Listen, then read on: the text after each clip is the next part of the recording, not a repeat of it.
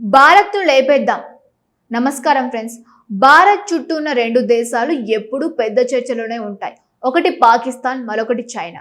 ఈ రెండు దేశాలు కలిసి భారత్ను బలహీనపరచాలని చూస్తున్నాయనే అనుమానం చాలా మందిలో ఉంటుంది. ఇప్పుడు అలాంటి అనుమానాలకు మరింత బలం ఇచ్చే ఓ సంచలన నివేదిక బయటకు వచ్చింది.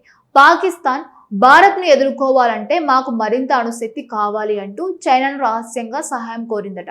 అంతేకాదు సముద్రం అడుగు నుంచి అణుదాడులు చేయగల శక్తి కూడా కావాలని అడిగిందని వార్తలు చెబుతున్నాయి. కానీ అసలు ట్విస్ట్ ఇక్కడే ఉంది ఫ్రెండ్స్. ఎప్పుడూ పాకిస్తాన్కు మద్దతుగా కనిపించే చైనా ఈసారి మాత్రం షాకింగ్ నిర్ణయం తీసుకుందంట. అసలు పాకిస్తాన్ ఏం కోరింది, చైనా ఎందుకు తిరస్కరించింది, దీని వెనుక ఉన్న అసలు వ్యూహం ఏమిటి, ఇది భారత్కు ఎంత పెద్ద హెచ్చరిక, ఈరోజు మనం పూర్తిగా తెలుసుకుందాం. వీడియో చివరి వరకు చూడండి, ఎందుకంటే చివరిలో పాకిస్తాన్ చైనా కలిసి భవిష్యత్తులో ఏం చేయొచ్చో కూడా చెబుతాను. ఫ్రెండ్స్, భారత్ పాకిస్తాన్ మధ్య ఉద్రిక్తత కొత్తది కాదు. స్వాతంత్రం వచ్చినప్పటి నుంచి రెండు దేశాల మధ్య వివాదాలు కొనసాగుతూనే ఉన్నాయి. అందులో ముఖ్యంగా కాశ్మీర్ సమస్య, ఉగ్రవాదం, సరిహద్దు కాల్పులు ఇవన్నీ పరిస్థితిని మరింత ఉధృతంగా మార్చాయి. ఇక మరోవైపు చైనా కూడా భారత్తో సరిహద్దు సమస్యల కారణంగా ఎప్పుడు వార్తల్లో ఉంటుంది. లడాక్, అరుణాచల్ ప్రదేశ్, డోక్లాం ఇలా ఎన్నో ప్రాంతాలు భారత్ చైనా మధ్య ఉద్రిక్తతలు జరుగుతూ ఉన్నాయి. ఇప్పుడు ఈ మూడు దేశాల పేర్లు మరోసారి ప్రపంచవ్యాప్తంగా చర్చకు వచ్చాయి. కారణం ఒక లీక్ అయిన నివేదిక. ఆ నివేదిక ప్రకారం పాకిస్తాన్ రహస్యంగా చైనాను సంప్రదించిందట. అది కూడా సాధారణ ఆయుధాల కోసం కాదు, అత్యంత ప్రమాదకరమైన అణు సామర్థ్యాల కోసం. ఫ్రెండ్స్, ఇక్కడ ఒక విషయం అర్థం చేసుకోవాలి. ఇప్పటికే పాకిస్తాన్ వద్ద ఉన్న ఆయుధాల్లో చాలా వరకు చైనా తయారు చేసినవే. క్షిపణిలు, డ్రోన్లు, యుద్ధ విమానాలు, రాడార్ వ్యవస్థలు ఇలా ఎన్నో రకాల ఆయుధాలను చైనా పాకిస్తాన్కు సరఫరా చేస్తోంది.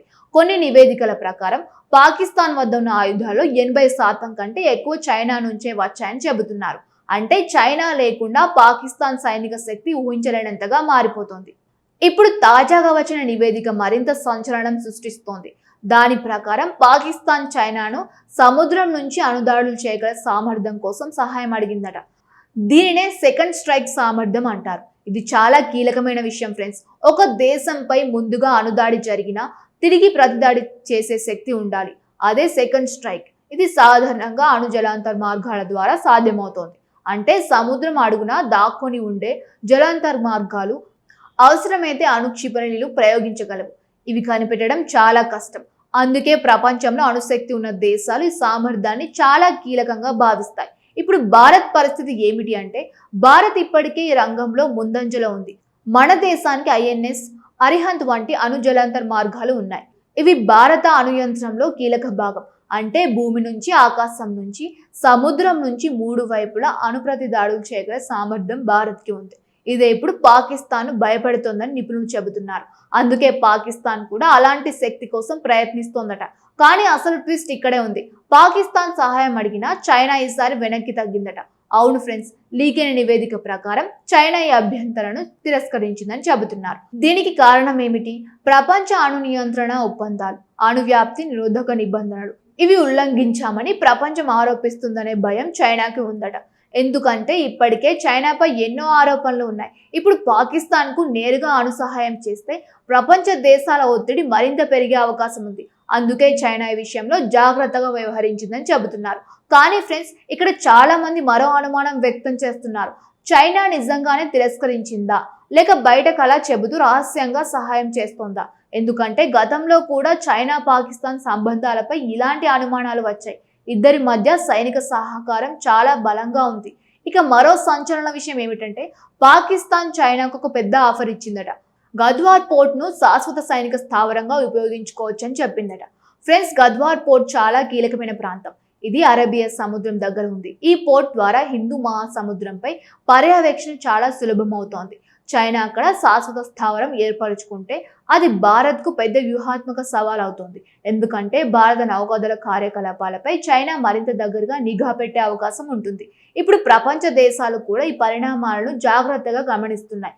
ఎందుకంటే దక్షిణాసియా ప్రాంతంలో అణు ఉద్రిక్తత పెరిగితే అది ప్రపంచ భద్రతకే ప్రమాదం అవుతుంది. ప్రత్యేకంగా భారత్ పాకిస్తాన్ రెండు అణుశక్తి కలిగిన దేశాలు కావడంతో చిన్న ఉద్రిక్తత కూడా పెద్ద సమస్యగా మారే అవకాశం ఉంటుంది. ఇక ఇప్పుడు చాలా మంది అడిగే ప్రశ్న, పాకిస్తాన్ నిజంగా ఇలాంటి సామర్థ్యం సాధించగలదా? నిపుణుల ప్రకారం పాకిస్తాన్ చాలా కాలంగా ప్రయత్నిస్తోంది, కానీ భారత్ స్థాయిలో అణు జలాంతర్గామి వ్యవస్థను అభివృద్ధి చేయడం అంత సులభం కాదు. దానికి భారీ సాంకేతిక పరిజ్ఞానం, డబ్బు, రహస్య రక్షణ వ్యవస్థలు అవసరం. అందుకే పాకిస్తాన్ చైనా సహాయం కోరిందని చెబుతున్నారు. ఇప్పుడు మరో విషయం గుర్తుంచుకోవాలి ఫ్రెండ్స్, ఇప్పటికే భారత్ తన రక్షణ వ్యవస్థలను బలపరుస్తోంది. స్వదేశీ క్షిపణిలు, యుద్ధ నౌకలు, డ్రోన్లు, అణు జలాంతర్గాలు, ఇలా రక్షణ రంగాల్లో భారత్ వేగంగా ఎదుగుతోంది. ప్రపంచంలోనే ప్రధాన సైనిక శక్తులతో ఒకటిగా మారుతోంది. ఇదే విషయం చైనా పాకిస్తాన్ను ఆందోళనకు గురి చేస్తోందని విశ్లేషకులు చెబుతున్నారు. ఇక సోషల్ మీడియాలో కూడా ఈ వార్తపై పెద్ద చర్చ జరుగుతోంది. కొంతమంది చైనా చివరకు పాకిస్తాన్ కు షాక్ ఇచ్చింది అంటున్నారు. మరికొందరు ఇదంతా బయటకు కనిపించేదే, అసలు సహకారం రహస్యంగా జరుగుతూనే ఉంటుంది అంటున్నారు. మరి నిజమేంటి అనేది పూర్తిగా బయటకు రావాల్సి ఉంది. కానీ ఒక విషయం మాత్రం స్పష్టంగా కనిపిస్తోంది. దక్షిణాసియాలో వ్యూహాత్మక పోటీ మరింత పెరుగుతోంది. భారత్ తన భద్రతపై మరింత దృష్టి పెడుతోంది. చైనా తన ప్రభావాన్ని పెంచాలని చూస్తోంది.